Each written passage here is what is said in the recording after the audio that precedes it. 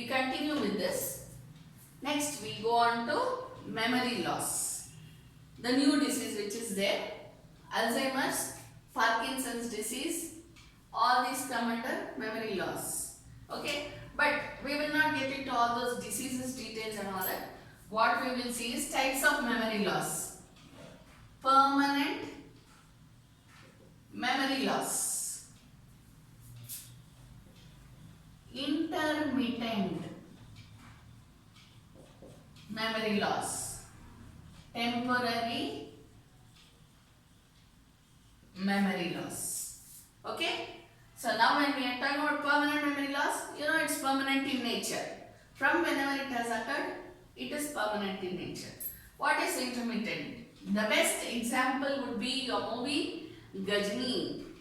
There the hero, I am told, has the memory loss off and on. Sometimes he remembers, sometimes he loses his memory. So that comes under intermittent. So when will the contract be valid? The contract will be valid when he has the memory gain. When he is under the memory loss, whatever contract he has signed would not be valid. Okay? So you just remember that movie. I have no idea, but you can go into the intricacies. Suppose he has signed a contract when he doesn't have memory, then that contract will not be a valid contract. If he has signed a contract when he is having his memory gain at that particular period of time, then the contract would be valid. So now here again, then we go to the temporary memory loss. See, why you should know all these things is also, see, lunatic also may be permanent or temporary. Right? So this also you should remember. May be temporary or permanent. Lunatism also. Same way memory loss can be permanent, intermittent or temporary. So it depends. If the lunatic is a permanent lunatic, whatever signs, whatever contract he has signed, everything is void. But if it is of temporary in nature, then from when he became alright, after becoming alright, when he signs the contract, from then on, it will be a valid contract. Okay? See, why we talk about all these things is because we read about voidable contract. Voidable contract says what? The contract can either be continued or rescinded at the option of either party to the contract. So if one party becomes of unsound mind, it can be lunatism, it can be memory loss, it can be any other, then we have to see whether we have to continue with the contract or rescind the contract. Clear? That's why you have to learn all these things. There is nothing else over here. So remember this voidable contract. Okay? So memory loss, permanent, intermittent, temporary. Third, spastics. Who is a spastic? Anyone who has a very slow learning ability. The ability to understand the theory is very slow. Okay, actually very creative people, but the understanding for all this formal education, you know, the formal things is very slow. So therefore the understanding is very slow, therefore the capacity. As soon as I show a paper, if you are showing me a paper and I am a spastic, I won't be able to understand immediately what you have written there. So even if I am made to sign on that paper, it would not be a valid contract. Right? So spastics. Next one, dyslexia. What is dyslexia? Again, what is written there exactly is not known, it is not understood. If you have watched, let me take the example of another movie, Tare Zameen Par. If you have watched that movie, the boy, when he looks at the notebooks, everything looks like flowers and butterflies and all that. Am I right? I mean, it's just a depiction, but what I am trying to say is they understand the actions more than the words written. Okay? So whatever is this, these are all not exactly diseases. We cannot call them as diseases, but it is only examples for not able to understand specifically what is written there immediately. That's the only thing that we are dealing with. Okay? So dyslexia means again the inability to understand accurately. That's it. Okay? Then the others what you can write about is coma. A person who is in coma, if he signs signs a contract? Why? Again, you cannot strictly call it as unsound mind, but it comes under the category of capacity to understand. Okay? Coma, brain hemorrhage.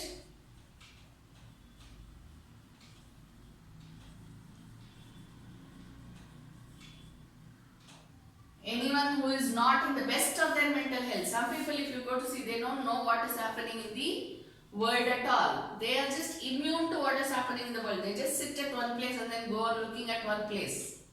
Right? Such types of people, their mental stability is also not there. Anyone who is under extreme depression, when that person he is not in the best mental health, therefore he is unable to, and if that depression affects the understanding capacity. Understand? So you cannot, this is not a blanket provision where you can apply to all the cases. You should look at the intricacies of the case and then apply the situation to that particular case on hand. Understand? So these are all dealing with sound mind. So who is of sound mind? As far as contract is concerned, we are not talking about the mental health of the person. We are only talking about the capacity to understand what is written in the contract. Therefore, you have all these things. But if you go strictly by all these medical terms, then only the lunatic would be a person of unsound mind. Right? All the others are not of unsound mind. They are all of sound mind. Nobody is unsound over here. But ability to understand is what is made in the Contract Act. Therefore, we include all this over here. Understand?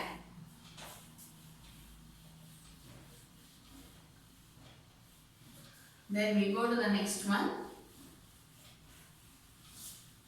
Solvent. The parties should be solvent. Who is a solvent? What do you mean by solvency? Solvency refers to anyone who has the ability to pay. Anyone who has the ability to pay is known as a solvent. So who is an insolvent? First point in that, anyone who has been declared by the court as an insolvent. Very important, okay? Anyone who has been declared by the court as an insolvent is an insolvent. Whom will the court declare? Court will not declare anybody and everybody as an insolvent. So what is the criteria for that? Liabilities should be more than the assets. When you say liability should be more than the assets, you should think about the proportion. Okay? If it is some 10 rupees more, then you cannot say, the liability is 10 rupees more than the assets, therefore the person is insolvent. Can you keep it as a criteria? No. There should be sufficiency even in this. What we read in the consideration. Consideration should be sufficient but not adequate. Need not be adequate, right? So same way there should be sufficient difference between the liability and the assets. When the liabilities of the parties are more than the assets, in that case he shall be declared by the court as an insolvent. Then he will be treated as an insolvent. Till then he will not be treated as an insolvent. So anyone who goes out saying, I am an insolvent, please don't take money from me, please don't ask me money, that will not work out. The person has to be declared by the court as an insolvent. Then we go to the next one. Fourth, anybody who has been specifically prohibited by any law for the time being in force. Anybody who has been specifically prohibited by any law for the time being in force. See, when you are talking about law, when you are writing about law in your main exam, please keep in mind when you are writing about any law, okay? Please keep in mind it should be written law for the time being in force. This is very important. Please keep it in mind, okay? Why I am telling you this is because you know about amendments. We have amendments, we have had so many amendments so far, okay, be it in any act, okay. So what you are talking about, how you are basing your judgment, everything should be as per the law for the time being in force, unless the case warrants consideration of a law which was there. Clear? When we go to CPC, CRPC, you will see so many laws which will be attracting those laws which was there at that particular time. Okay? For example, we have the Competition Act 2002. Before that, we had the other law. Okay? So, in that case, we have to consider the previous law as well as the later law. That way, you have so many. Succession Act you have. You have the CPC amendments, you have the constitutional amendments, you have so many amendments that way. Okay, so always when you are writing in your mains exam, when you are writing a judgment, whatever you are writing, if you are referring to law, please refer to law for the time being in force. Okay, now we will go on to this. Anybody who has been specifically prohibited by law for the time being in force, specifically prohibited to do what? We are talking about entering into contract. So anyone who has been specifically prohibited by law for the time being in force to enter into contract. Who are they? Okay. Of course, all these people also. One is an insolvent. Second one, enemy. Alien enemy.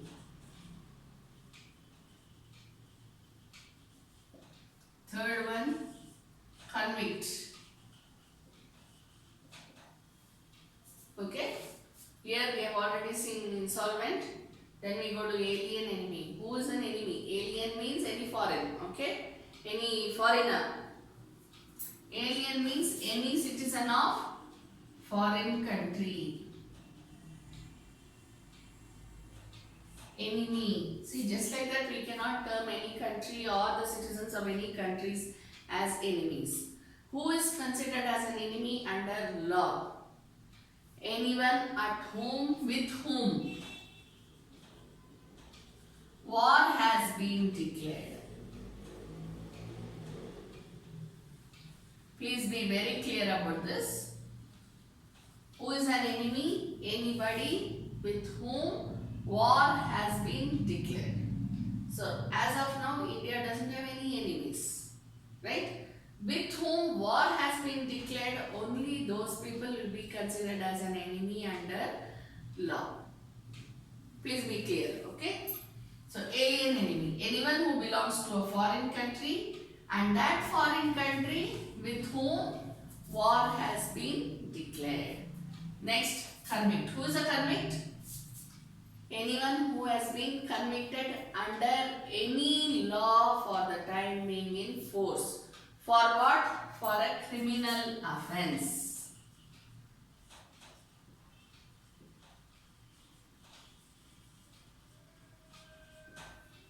Anyone who has been convicted and sentenced. Found guilty and sentenced.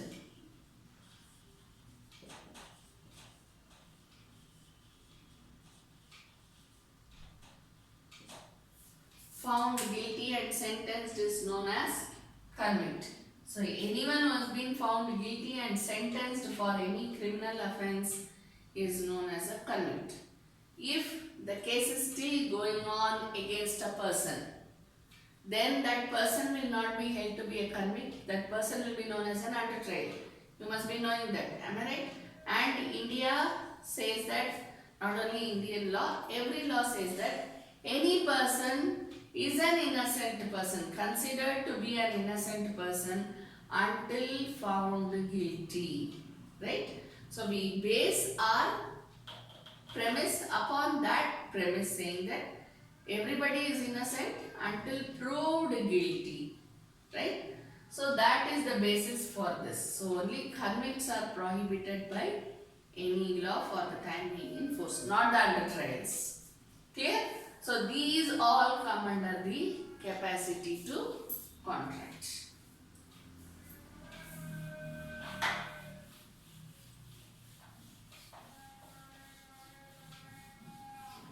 Next we go to the next essential element, which is known as lawful object.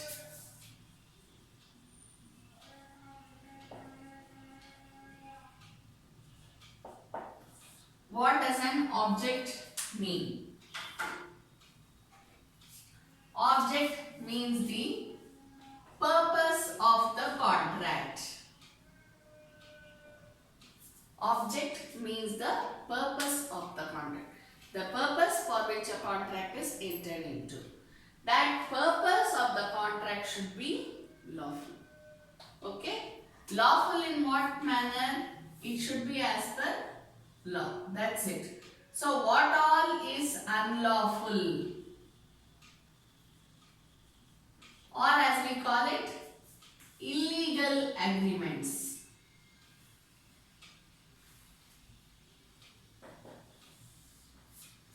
See, for us to know what is lawful, we should know what is unlawful. Always it is like that. You know this, you have to know the other part in order to know this particular part. Right? So that's why we say lawful object. Anything which is lawful, any purpose which is lawful object. Then we have to know what is unlawful. If we have to know what is lawful, we should know what is unlawful. If we have to know what is unlawful, anything which is against the country.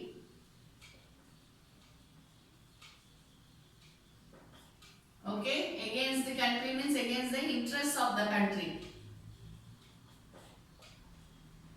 Anything which is against law, obviously, you know this. Any law for the time being in force. I told you some time back. For the time being in force.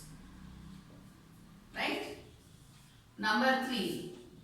Against morals or public policy. Anything which is immoral or against public policy.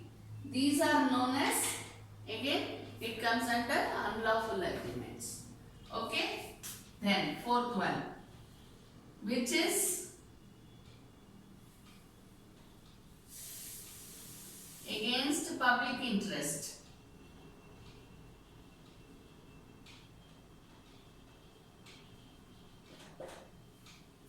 Anything which is against public interest. So if you go on writing anything which is unlawful or illegal, main point, anything which is against the interest of the nation, against any law for the time being in force. This gives you all the answers actually. Okay, so any law for the time being in force against any morals or public policy. What's public policy? It is not a written law, but what we know about law. Everything crops up from the public policy. We have certain etiquettes, disciplines. If anything is against public policy, then that agreement would be illegal. Against public interest, you can take up even the pollution, cause of pollution, right? So if there is going to be a, say, smoke, which is coming from a chemical factory, you know, Bhopal gas tragedy, right? So all this is against public interest. Even then it would be taken to be, if I am going to produce, say, some chemical in the midst of a residential area. If I am going to keep a factory, produce chemicals in the midst of a residential area. The owner is ready to give me the land, the government is ready to give me the sanction, it will not, but I am just saying that, okay, suppose the government is also ready to give me the sanction and then I start the business. It would be against public interest. There is no law saying that you should not have a factory. Of course, right now we have a law, but earlier it was not there. Okay, so it is against public interest, therefore I will not be given a sanction. It will be allowed to included in the illegal agreement. So what is the legal purpose? Only that. Understand? Apart from this, you have to look at the time of the contract as well. Anything which has been beyond the time period of the contract is deemed to be an illegal agreement. But when we are talking about purpose, all that doesn't come under this category. It is only these which will be taken into consideration. Clear? Then we go on to the next one.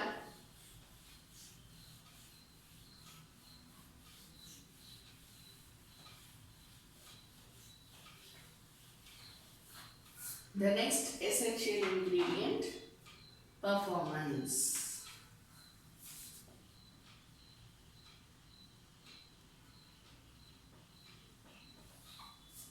What is performance? We already discussed in the beginning itself.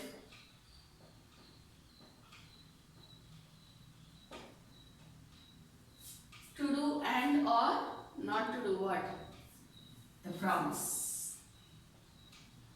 Whatever has been promised. This is known as performance. Clear? So to do and or not to do as promised. So what should be the promise? To do something or not to do something. That would be the promise. So when we are talking about promise, it can be to do and or not to do as per the promise. Therefore, this amounts to performance. When a person does whatever he has promised to do, it is that he has performed. If he does not do what he has promised not to do, then it amounts to performance. If he does what he should not do, if he does not do what he has to do, then it amounts to breach. Performance is directly connected to breach. Okay. So now what we go on is about the performance. Performance is connected to promise. And what is the promise? Either to do something or not to do something. Now again we go on to a few questions here. Performance should be by whom? By the promisor first. Promisor is the person who has promised. Promisee is the person to whom the promise is made. Right? So, by whom should it be performed? To the promisor. To whom? To the promisee. Now what do you remember in this promisor and promisee? Bracket. Don't forget. Right? Which hereinafter, which expression shall hereinafter refer to? Power of attorney, holder, agent. We did that? That is where this comes up. So, by whom it should be done? By the promisor. To whom it should be done? To the promisor. See here, there are two parties. He gives the product, he gives the money. Clear? So, how does performance happen? By the promisor. He gives the product first. Then I give the money, or I give the money first, then the product. Whoever it is, from the promisor to the promisee. When I have to give the money, I become the promisor. He becomes the promisee. But when he has to give me the product, he becomes the promisor. I become the promisee. So here you cannot just say that, fix it. You cannot fix anybody as the promisor and the promisee. It depends upon which stage of performance it is. If he has already given the product, then the promisor has performed to the promisee. Done. Now which part is left out? I have to give the money. This is left out. Therefore, in this case, if he is the promisor and I am the promisee in this stage of performance, I am the promisor and the person is the promisee. I hope you are able to understand. This is how it works. So you cannot fix that I am the promiser, he is the promisee. No, don't do that. Look at the stage of performance and then fix who is the promiser and the promisee, because it is interchangeable. Keeps changing.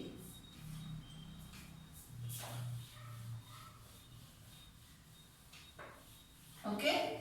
Now, by whom, to whom is done what?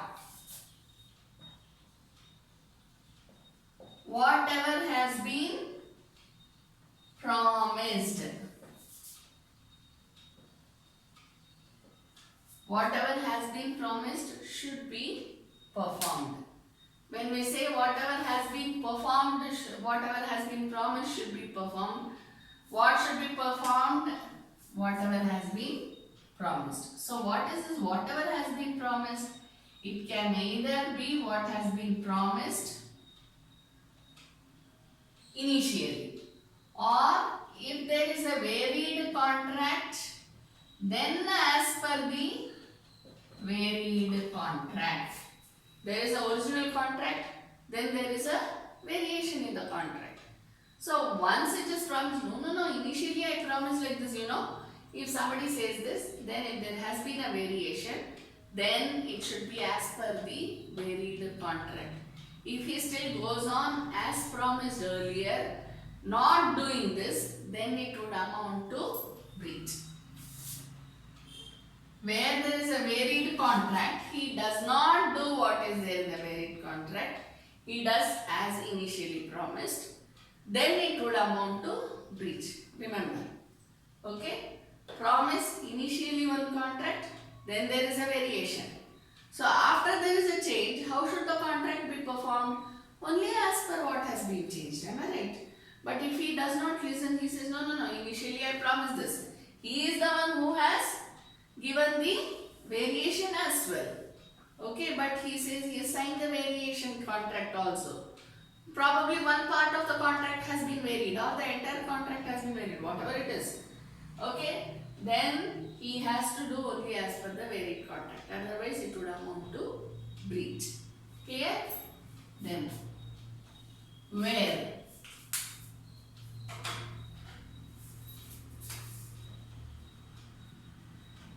Where should it be? In the place of the promiser, or place of the promisee, or any mutually divided place.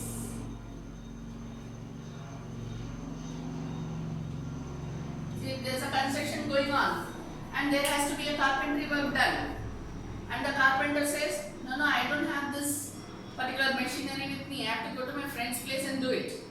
So I will take this piece of wood to my friend's place and get it done and get it back to you. Then in that case, the person whom the promisee, if he agrees, then the promiser can take the wood to that particular friend's place, get it done and come back again. Okay, we will continue later. Thank you.